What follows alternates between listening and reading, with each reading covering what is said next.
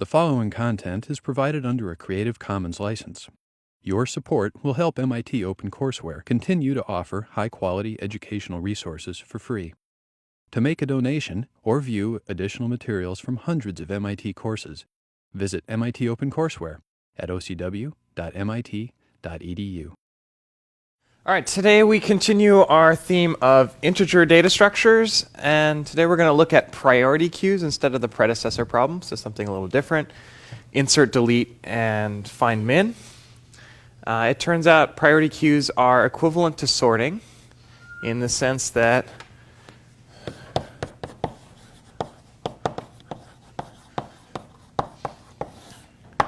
if you have, if you have an f of n, normally say f of n, but here we're going to depend on both n and the word size. Priority queue. Well, then, of course, you get a sorting algorithm. Just insert everything into the priority queue, and then find min, delete, and so on. So that's the trivial direction of the equivalence. But it turns out both of these are true. If you have a sorting algorithm with n times f time, then you can convert it into a priority queue that in the worst case, every operation takes only f of n comma w. So that's the equivalence. This is a result of Thorup from a few years ago, 2007.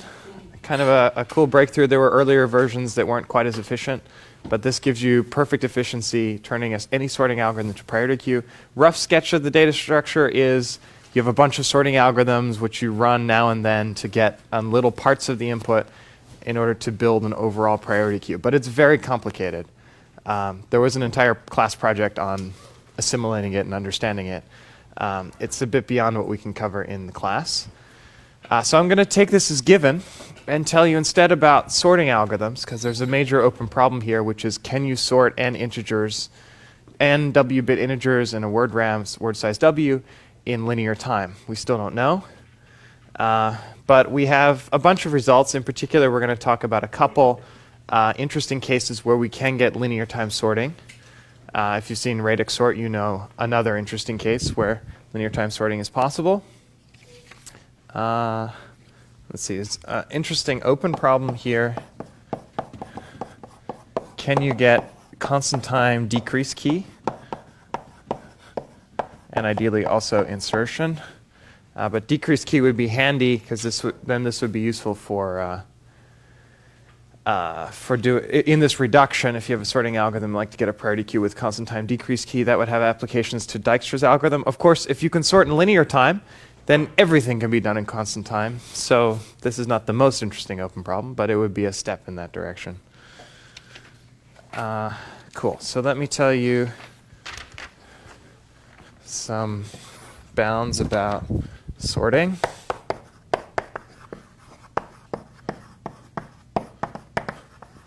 So we have n w-bit integers, and you take any of these bounds, divide by n, you get the priority queue bound, the best that we know. So of course, there's comparison sorting, which takes n log n. Okay, so that's an upper bound. We're trying to beat that. Try to get rid of the log. There's counting sort from undergraduate algorithms. That takes n plus u time, because you need to build a table of size u. You've got to zero out all the initial counts. So that requires order u time. This is interesting, really, when the word size equals log n. So that's a case of potential interest, because then 2 to the w is just n, so this is linear time. But even if w is 2 times log n or 1.1 times log n, then this is bigger than n log n, so not very good. But we have radix sort, which is a bit better. And this is n times w divided by log n. If you do it right, so you have some word size w, you're using counting sort for each digit in the radix. So you can afford that the word size of doing counting sort to be exactly log n, which means you have your overall word you're dividing into chunks of size log n. Each of them you can do in linear time. So the number of chunks you have to do is w divided by log n. And this is linear if w equals order log n. Right? But only then. So it spies you a little bit, but still not great. Okay, there's some other sorting algorithms we've implicitly seen because we've seen Van Em de Boas. I mean, any predecessor data structure gives you a priority queue data structure. Priority queues, I didn't say, or didn't write it, but I mentioned insert, delete, find min. Find min is a weaker operation than predecessor or successor. So we can take Van Em de Boas predecessor data structure and convert it into a sorting algorithm, and we get order n times log w. Now, this is a little bit tricky to compare. Of course, log w sounds better than w, but there's this divided by log n, which makes it a little hard to compare. It turns out there's another version, or you could take this sorting algorithm and achieve a bound of n log w over log n. Okay, so this is a slight improvement in here. It's similar to your problem set this week. This specific problem was a problem set in 2005 of this class. So you can check it out if you want to see how to do this slight improvement.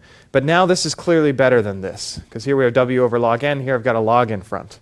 So this is a win over radix sort. So Van Em de Boas, here's another way in which it's interesting. It gives us a strict improvement over radix sort.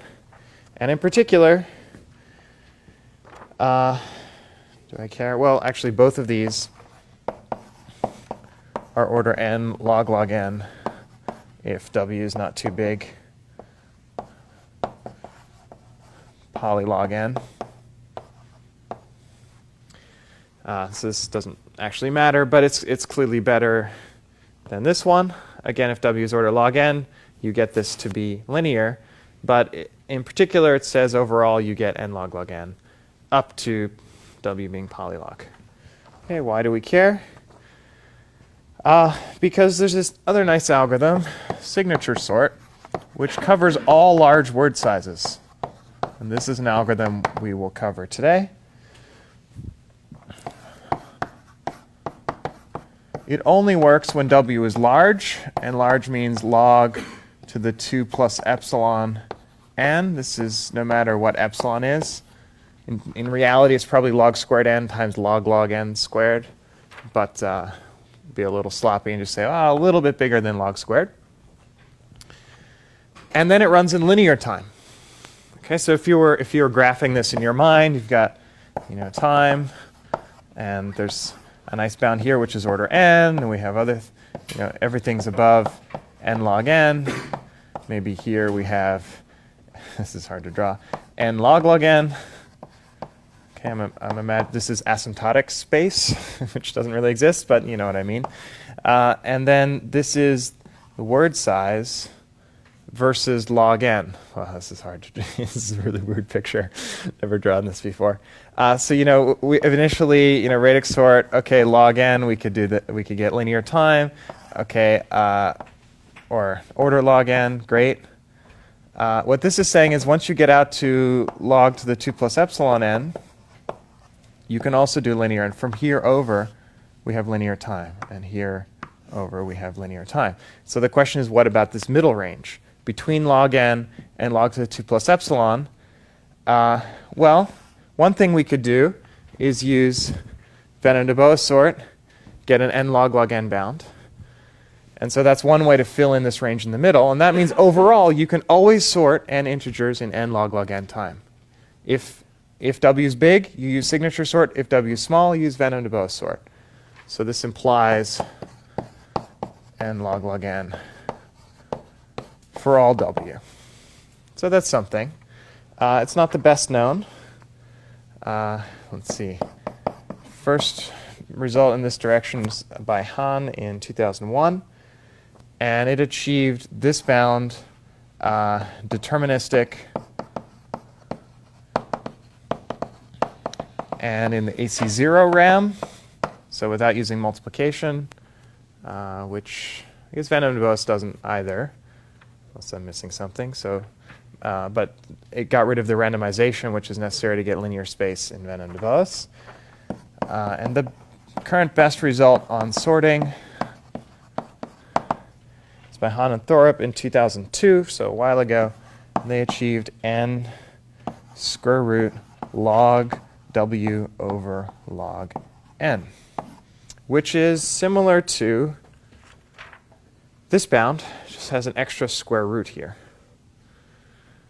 So it's a little bit better than Van der Waals sort. It uses some clever tricks. It is randomized. So still the best deterministic bound is n log log n. And let's see.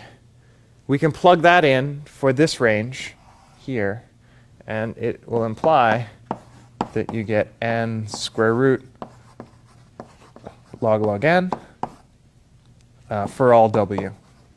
Because in particular, if w is order, if w is poly log n, then this is just log log n. So you get this bound. Of course, for all w, because large w are already covered. So this sorting algorithm is a little bit messy and possibly not the right answer. I would conjecture you can sort n integers in linear time for all w. But that is a big open problem.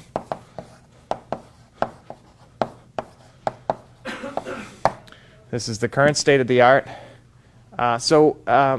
This open question is really about for small w, when w is poly log n, or actually when it's between log and poly log.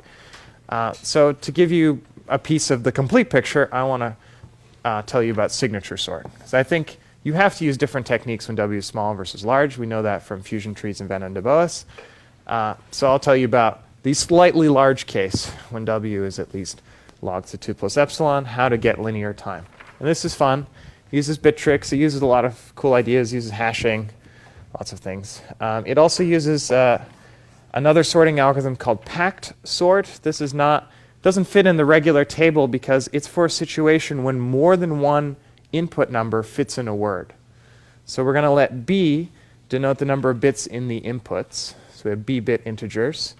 Then when w is at least b times log n log log n, so you can fit log n integers in a single word, then you can sort them in linear time. So it's like your machine is just a little bit bigger than what you'd need to represent the integers. Then all sorting can be done in linear time. And as you might imagine, this log to the 2 plus epsilon buys you a little bit of room with some tricks, namely sorting, namely hashing. All right, but that's where we're going. And we'll use yet another sorting algorithm by tonic sort, which you may have seen. It's a sorting network.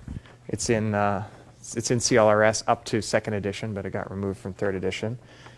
I guess they thought people didn't use sorting networks, but we use sorting networks here because it gives us parallel sorting, and the word rem is all about using the parallelism in your word. So we'll get to those. I'm going to start at the top level, which is signature sort, and we're going to leave things to be done, and then pack sorting will be one of them. And bitonic sorting will be used in pack sorting, so it's a chain like this. Cool. So I'm going to assume my signature sort that w is at least log to the 2 plus epsilon n times log log n. Okay, this is really just a change in what epsilon means. You make it a little bit, if you're given some particular epsilon, make it a little smaller, then you can afford to add that log log n factor. This is just for convenience. Now, here's the idea. This is a pretty cool idea, I have to say. It's by Anderson and others in 1998.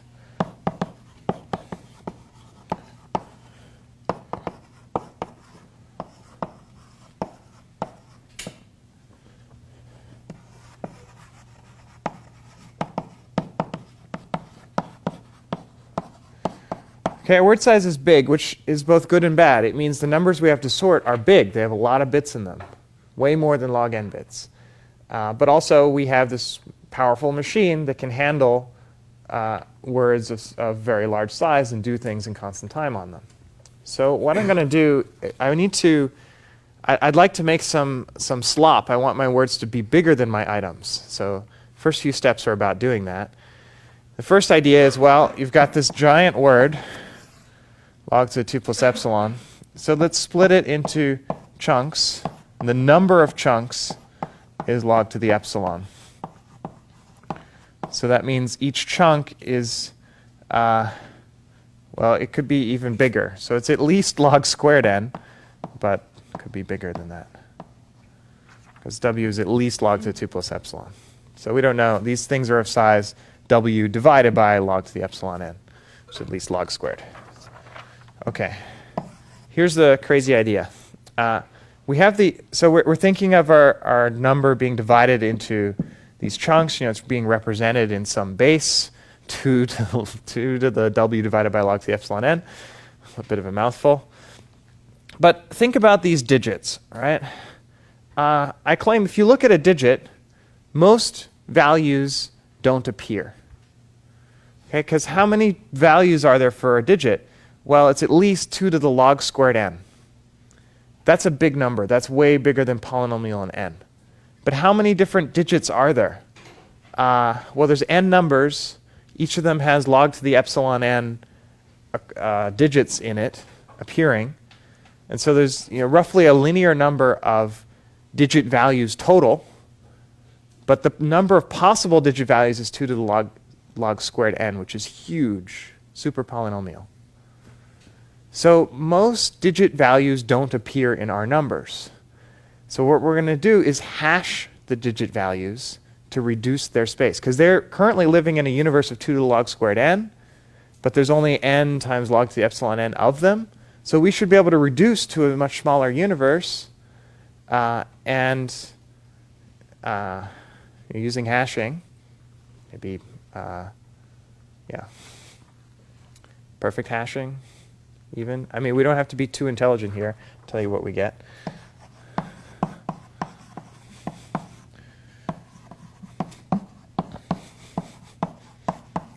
What I'd like is to reduce to a polynomial universe.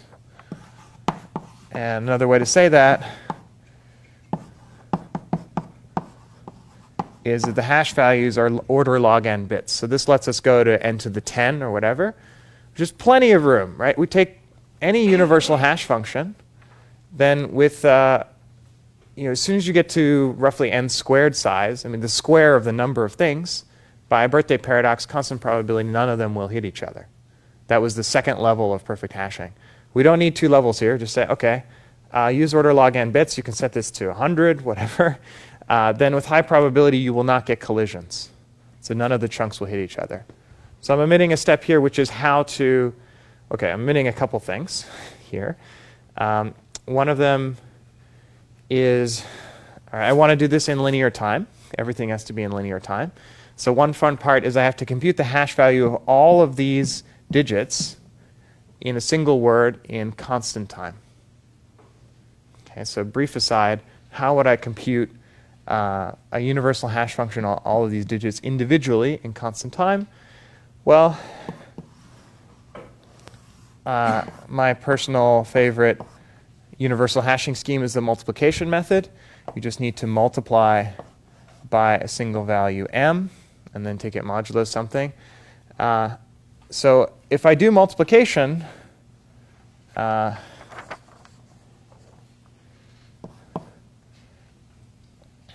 mean, if you think of there being something here, something here, something here, something here, something here, m does multiply each of these individually. Well, that's a rough sketch. I want to hash each of these guys, multiply them by the multiplication method. This would work fine, except you get overflows, which is a bit messy. So in fact, I'm going to have to do it for the odd guys first, multiply them out, mask out the bits I care about, then do it for the even guys separately. So it's a bit messy, but hand-wavy proof. You can compute the hash function of each of these guys individually, but in constant time. So that lets me do this. You have to then check for collisions, which is kind of annoying. Let's not worry about that. Set this really high, very high probability there will be no collisions. Cool. So at this point, we have mucked up all the digits. The annoying thing about this hashing is we do not preserve order. It's a little weird for a sorting algorithm to not preserve order. Because the whole point is to put things in order. But it's going to be useful nonetheless. Right, so each digit has been mangled. Each digit is out of order. But of course, the sequence of digits has been preserved in some sense. All right, so what?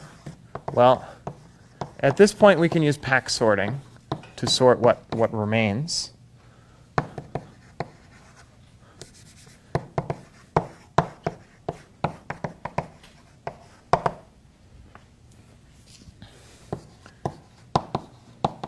In general, pack sorting can sort n b-bit integers, provided b is small, so w is at least b log n log n. That's the theorem of pack sorting. We're going to delay the coverage of this result till later. And I claim that that applies here because, let's see, each chunk is now order log n bits, and there's log to the epsilon n bits. So b is theta log to the 1 plus epsilon n, and w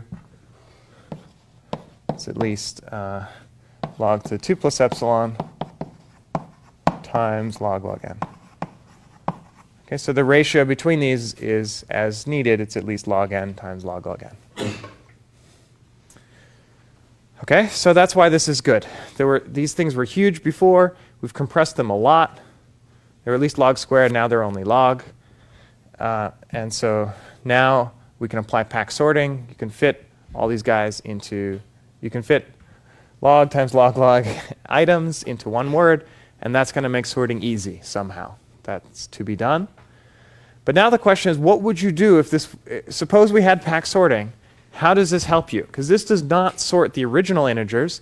It sorts these integers that have all of their digits permuted in some random way. We have no idea how the hash function reorders things. So we're not done with signature sort. It's called signature sort, of course, because of the hashing. You're taking signatures of each of these digits. Another word for hashes. All right, next step is to build a compressed trie. This is a term we haven't used yet.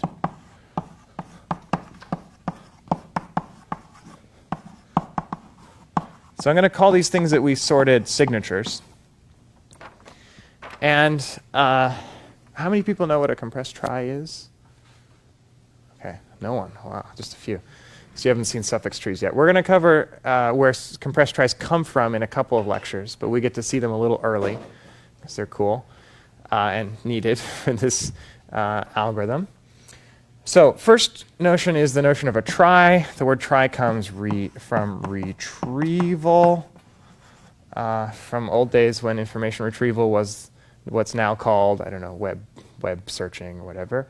But now it's pronounced trie. It's just another word for tree, but where the children of a tree come from a fixed universe. So this is we've been working with tries all the time in pretty much every lecture for the last N lectures, last W lectures, I don't know, a lot of them. We said, oh, okay, well, let's just consider the space of all possible keys. You know, I've drawn this picture a zillion times. Even when we weren't doing Van de Boas, which actually stores all of these things, when we're thinking about fusion trees, like, oh yeah, so we're storing this value, and we're storing this value, and maybe this value, and we understand, you know, this corresponds to a 0-bit, these are 0 and 1 bits, this is a 1, 0, 1, whatever. So we understand how to convert a bit string into this picture. This is what we call a binary trie. I want to do the same thing over here, except it's not a binary trie. Now each digit is giant, so we're going to have some huge branching factor. So it's going to be more like a B tree. The first node has a whole bunch of children. I'm not going to even, it's 2 to the W divided by log to the epsilon n. That's the branching factor. Okay, it's big. That's the number of possible values in the first digit. Okay, so, then maybe this child has some node there, and maybe, this one. Actually, sorry, I didn't want to draw it that way. I have a specific trie in mind, or a part of it.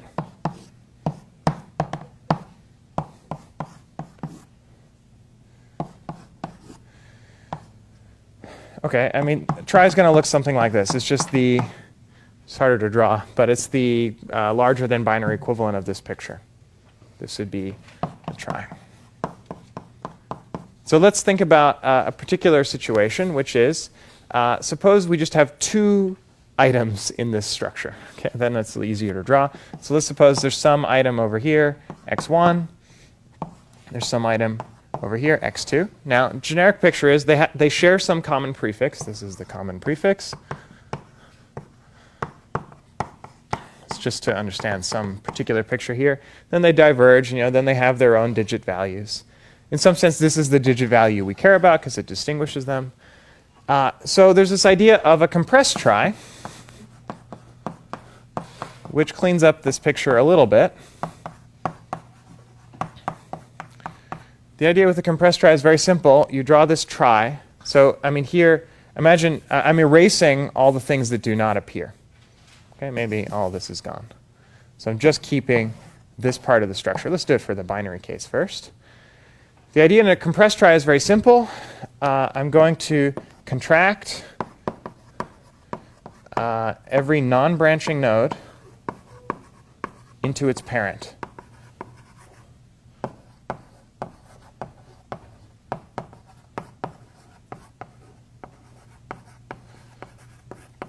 So what that means, so here I'm storing 3 values, 0, 0, 1, 1, 0, 1, 0, 0, and 0, 1, 1, 1. So some nodes are non-branching. That's this node, and this node. And the point is, well, why store those nodes? There was nothing being distinguished at that node, so contract it.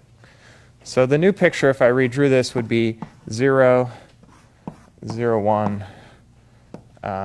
Also this is non-branching.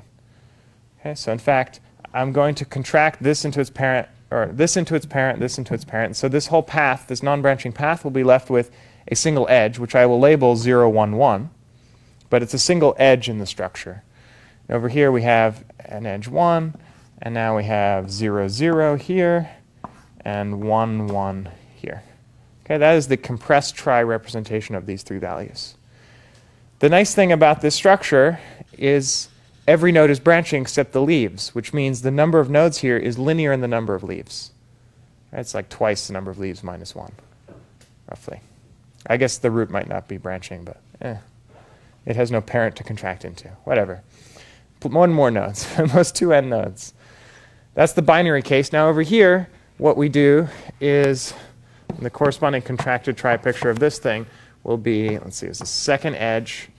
I'm going to put just a label of 2 on this edge to say, well, I'm skipping this node. This guy is non-branching, so I want to get rid of it and contract it into the parent. So now this corresponds to 2 edges here. There are 2 digits, which I could write the digits if I knew what they were, but particularly I want to keep track of the fact that there are exactly 2 of them. And then there's a branching node. That one stays. But then actually we'll go straight to the leaves here. This will be x1 and x2. And this will have a lot of digits. Okay, so some large number written here. So that's the idea with a compressed trie. Now the nice thing about a compressed trie is they have linear size. Number of edges and vertices is linear in the number of leaves, which is the number of values we have here. Another nice thing about compressed tries is they preserve order. So if you look at the order of the leaves down here, it's the same as the order of the leaves over here. Right? We're not really changing order. We're just making things a little shorter to write down. Same thing over here. I mean, x1 appears to the left of x2. So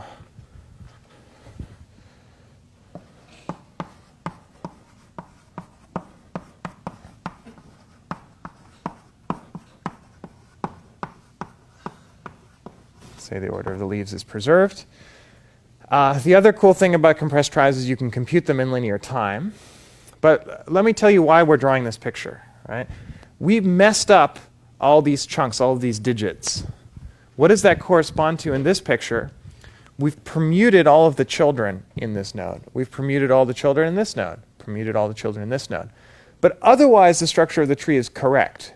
What we wanted to do was compute, if we could compute the compressed trie representation of the original values, just having broken the integers into these pieces, then if we had that trie, we could just do an in-order traversal, find the order of the leaves, then we'd have the sorted order of the integers. Instead, what we've computed is not the correct, we didn't compute the correct compressed trie, but we computed a different compressed trie where every node has its children permuted. So all we need to do is put the children within each node in the correct order. Then we would have the correct compressed trie. Okay, that's why we're doing this. But first, how do we compute a compressed trie in linear time? This is a simple amortization argument.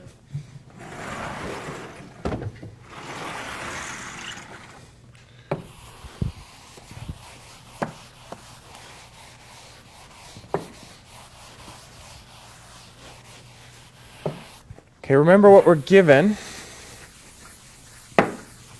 At this point, we are given the leaves in sorted order, right? We've just sorted our things. So all I'm trying to do is compute the trie of the stuff above the things. Okay, we're given the leaves of the trie in the correct order. I just need to build the compressed trie. The reason I'm building a compressed trie is so I can do it in linear time. Constructing the uncompressed trie would take too long. Okay, so how do we do this?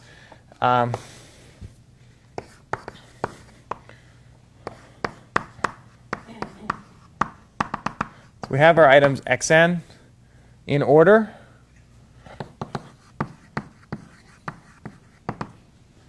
I want to just insert it into the compressed trie. So I start with an empty compressed trie. First thing I do is add x1, so it's just a single leaf. Then I add x2 to the trie, x3 to the trie. In general, I'll have computed, I'm going to draw a picture, how to draw a partial trie, something like this. I've computed the left part of the trie already. All these xi's have been done. And now I need to add on the next, say, xi over here somewhere. So think of how that would look in the trie. It has to come off of the right side, I guess what do you call this, the right spine of the tree. Some rightmost node over here.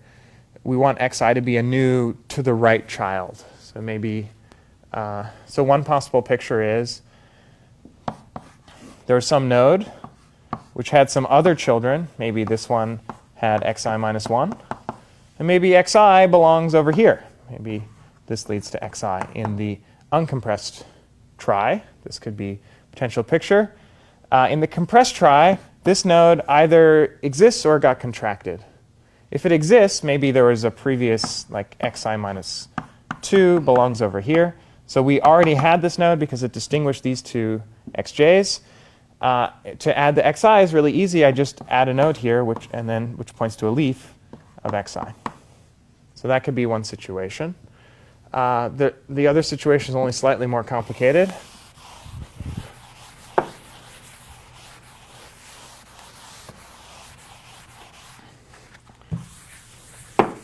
So the other possibility is this node didn't exist in the compressed trie, which means we jumped over it in the compressed trie. You know, some number bigger than 1 here. Maybe you skipped 3 nodes. Who knows? So now this node matters. It didn't matter before. Before it was non-branching, but now we add xi. It's branching. All we do is update, add this new guy, add the new pointer to xi. Okay, so constant work. Great. Constant work per xi inserted, linear time overall. Not really. I've cheated a little bit here, which is, how do we know where to do this operation? So the changes we make is constant. That's fine. But how did I find that this was the edge where I need to put xi in? You can't do it in constant time, but we can do it in constant amortized time. So what we're going to do is start at the rightmost. Ooh, that is not very red. It's not a red chalk. Okay, here's some red chalk. We start at this leaf, the rightmost leaf, which you go going rightmost as possible. We're going to walk up the tree until we find the right point. I'm going to spend linear time in this path walk.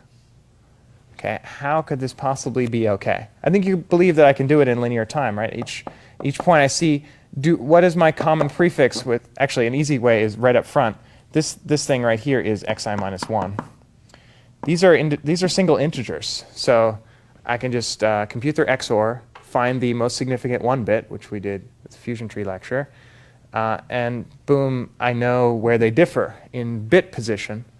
By some rounding, I can figure out which chunk they differ in, just by dividing, taking the ceiling. So I know the correct depth, and then these numbers tell me how much depth I'm losing. As I walk up, at some point I'll discover, oops, I just jumped over the depth I care about where they differ. And so at that point I know to do the operation. So if there are k edges here on the compressed trie, I can do this in order k time, k plus 1, let's say. Why is that okay? Because my potential function, amortization, is going to be the length of the right, let's call it the rightmost path. Okay, and before, my rightmost path was this thing. Afterwards, my rightmost path is going to be this thing. So it got roughly k shorter, k minus 1 shorter. Okay, so I charge this k plus 1 cost to a potential decrease of k minus 1, and so the amortized cost is only constant. Okay, easy amortization. Another way to see this is, overall, we're basically doing an in-order traversal of the tree. So whenever we walk up, we'll never visit these nodes again. And then we go down at a different place. Okay, yeah, this guy we're going to walk up again because in in-order traversal, we would have gone left and then come back to it and then gone down. So overall, we're doing an in-order traversal of the compressed trie. So it's linear time total.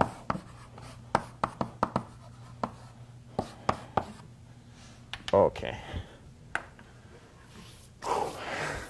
Still not done, though. What we have so far, what have we done? We've taken our numbers, we split them into digits. We randomly permuted the digits by a hash function. That magically let us sort them in linear time. Now we've built a compressed trie of that representation. The last thing to do is to fix the order of the children from each node. The tree is correct except for the order of the children in each node. So we've kind of sorted a little bit, but haven't fully sorted. So that's the last step. And we're going to do that with recursion. We're only going to recurse a constant number of times. Recursively sort.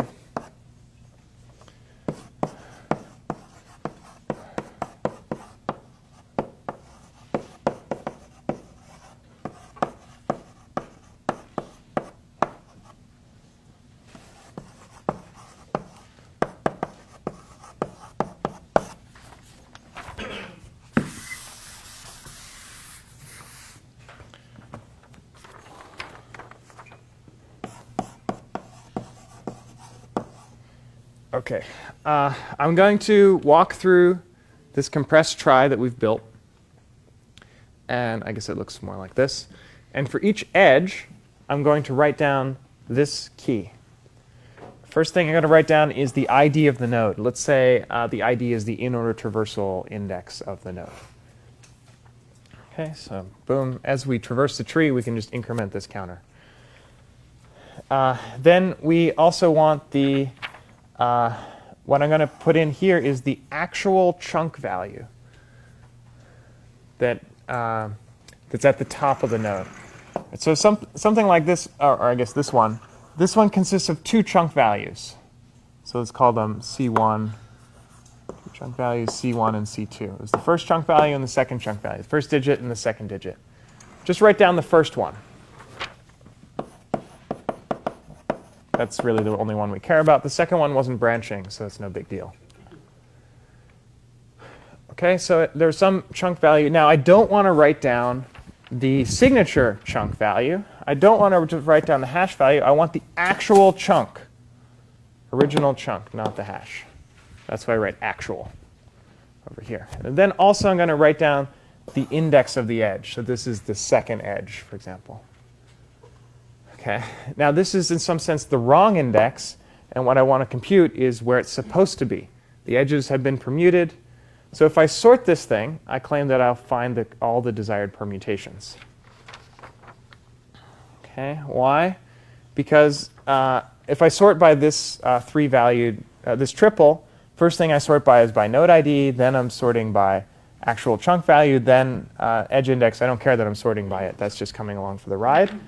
So what this tells me is for each node, it gives me the sorted value of the actual chunks, not the hash chunks. And then it tells me the order they used to be in. So this is a way to figure out the correct you want to figure out the sorted permutation of these things. This gives you the old index. And so once you've sorted them, you know the new correct order is in order by chunk. And so this gives you, I guess, the inverse of the permutation over here of where each edge should be. So once I've done this, the last step is for each node, permute the edges as given by this inverse permutation. Question? Can you explain again that, like, you were basically sorting 3 times? No, I'm sorting these single key values. The key value, the most significant part of the key is this. The next most significant part of the key is this, and the least significant part of the key is this. So imagine concatenating these things together into a single key value. Yeah, good question. Well, I'll talk about in a moment how big this key is. But if I sort by the concatenation of those keys, then what happens is I'm sorting by this and then sorting by this. But really, I'm doing one sort operation. This is one recursion. Other questions? Okay. Do you see why this gives us what we need? Right? For every node, we want to sort all those chunks. And so this information is just so we can keep track of the permutation when we're just sorting by value and not keeping the permutation. This lets us keep track of it. But our real goal is to sort all the chunk values. And we add in the node ID so that we just learn for every node what we're supposed to do instead of globally what we need to do. Maybe you don't have to do this, but it's easier to keep the node ID in there. OK, how many bits are in this key? So our whole point was to make chunks small so that the keys were small. But I claim this will be a little bit smaller than what we started with. So the node ID, well, there's only n nodes, so this is log n bits. Chunk value is, I guess, w divided by log to the epsilon n bits, right? Because there are log to the epsilon n chunks, so it's w divided by log to the epsilon bits. The edge index, how many different things were there?